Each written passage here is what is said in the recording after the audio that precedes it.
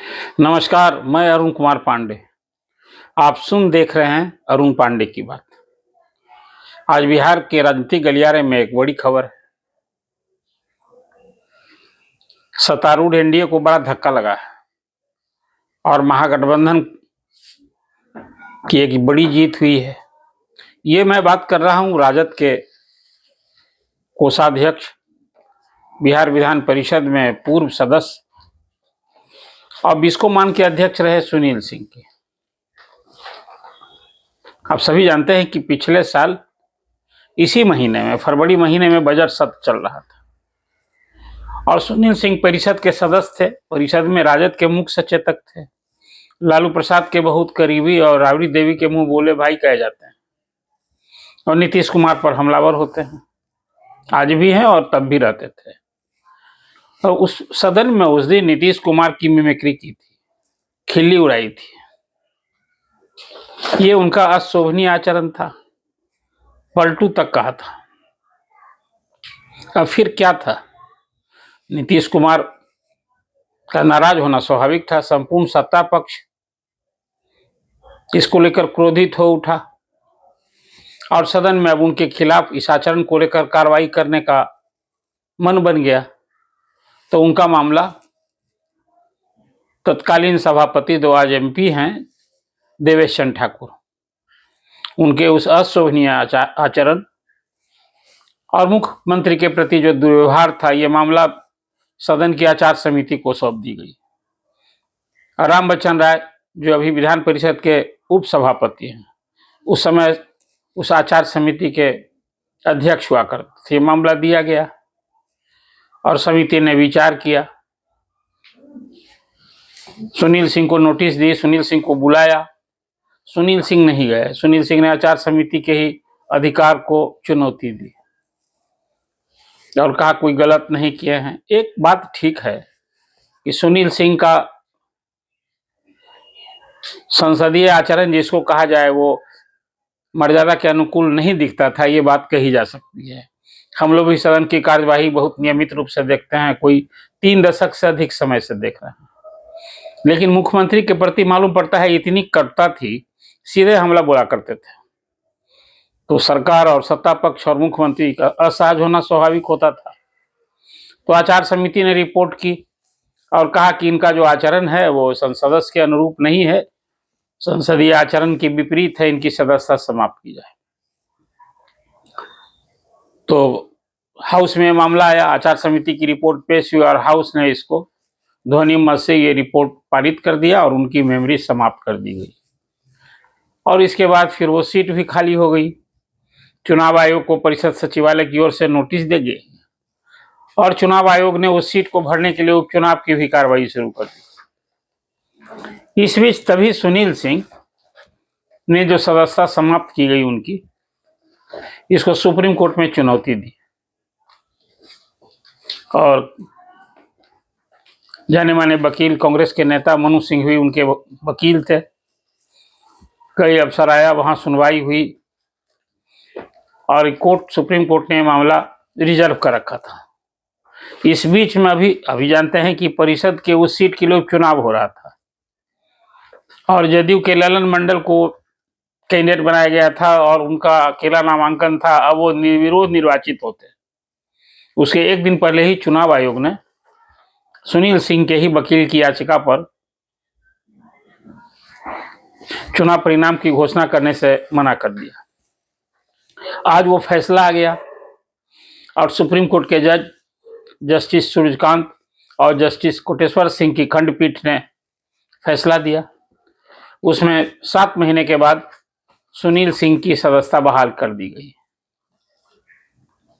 ये सचमुच ये सुनील सिंह के लिए बड़ी राहत है और खासकर जदयू के अध्यक्ष मुख्यमंत्री नीतीश कुमार के लिए बड़ा झटका है, इसलिए कि ये लड़ाई तो सीधी थी ना। भले ही परिषद सचिवालय ने कार्रवाई की थी, इसलिए सरकार बना वो सुनील सिंह, लेकिन सुप्रीम कोर्ट ने सुनील सिंह के आचरण को भी सही नहीं माना, उनके व्यवहार को संसदीय आचरण के अनुरूप में कहा कि ये गलत है। तो फिर आप कहेंगे कि आचरण को गलत भी माना और सदस्यता बहाल कर दी कैसे? सुप्रीम कोर्ट के नजर में सुनील सिंह को जो सजा मिली ना, वो एक तरह से यूं कहा जाए सामान्य ढंग से कि थप्पड़ मारने की सजा फांसी वाली हो गई। अब उन्होंने मुख्यमंत्री की खिल्ली उड़ाई थी, मुख्यमंत्री की मिमिक्री की थी, मुख्यमंत्री पर अभद्र टिप्पणी की थी, यही तो आरोप था।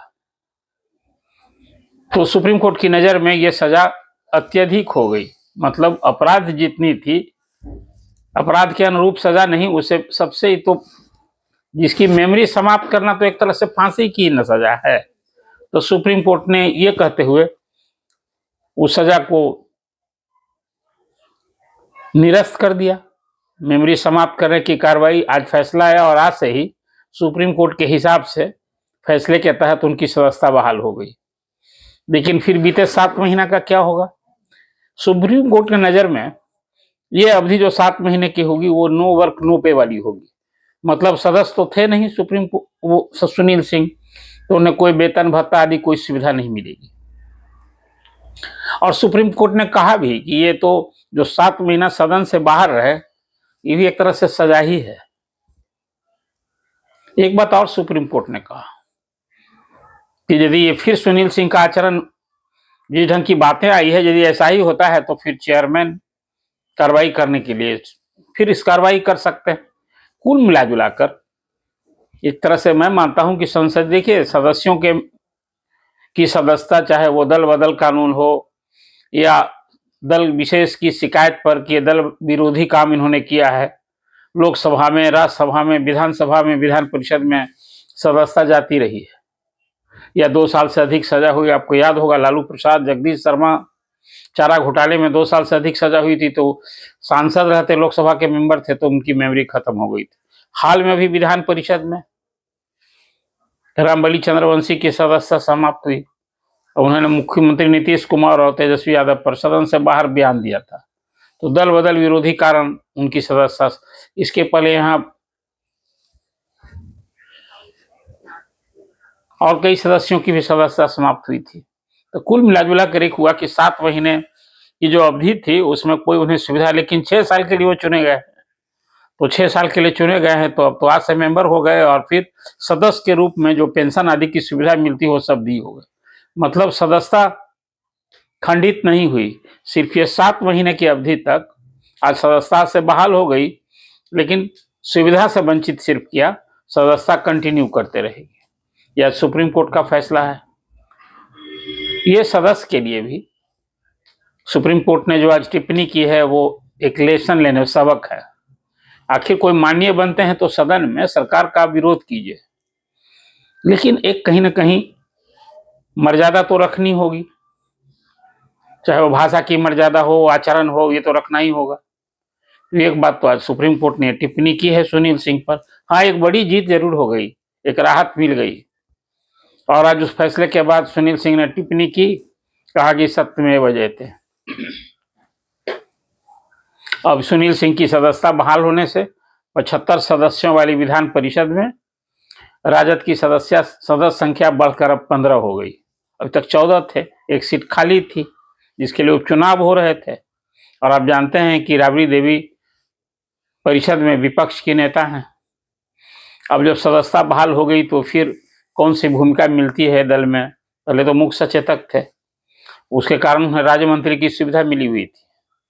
ये सुनील सिंह की बात कर रहे हैं। और अब तो बिस्कोमान के अध्यक्ष थे, तो उनका कार्यकाल वहां तो सुपरसीड हो गया है, वहां नए सिरे से चुनाव हो रहा है, और वहां फिर बिस्कोमान में खुद सुनील सिंह अध्यक्ष नहीं बन सकते हैं। उनकी पत्नी अध्यक्ष पद की दावेदार हैं, लेकिन निदेशक मंडल का जो चुनाव, वहां भी उनको अब एड़ी चोटी करना पड़ रहा है। देखिए, अभी चुनाव बाकी है, अध्यक्ष का चुनाव बिस्कोमान का, वहां देखिए क्या होता है। एक जगह तो सुप्रीम कोर्ट में लड़ करके सुनील सिंह ने फतह करा दिया। तो ये खासकर 28 फरवरी से विधानमंडल का सत्र शुरू हो रहा है, उसके पहले राजद के लिए एक बड़ी जीत है और सत्ता पक्ष के लिए एक झटका है। और खासकर जो सुप्रीम कोर्ट ने ऑब्जर्वेशन दिया है सुनील सिंह के आचरण को लेकर, वो भी गौर करने लायक बात है। ये सुनील सिंह को भी इसकी सीख लेनी चाहिए कि वे आप मुख्यमंत्री पर या सरकार की नीतियों की आलोचना कीजिए, कार्यक्रमों की आलोचना कीजिए, लेकिन किसी भी पर व्यक्तिगत आक्षेप और हमला करना, इसे बचना चाहिए। सुप्रीम कोर्ट का जो आज फैसला है उसका स्पिरिट यही है। तो आज सुप्रीम कोर्ट के इस फैसले से जो सामने राजनीतिक परिदृश्य बना है उसकी हमने आपसे चर्चा की। आपको ये चर्चा कैसी लगी?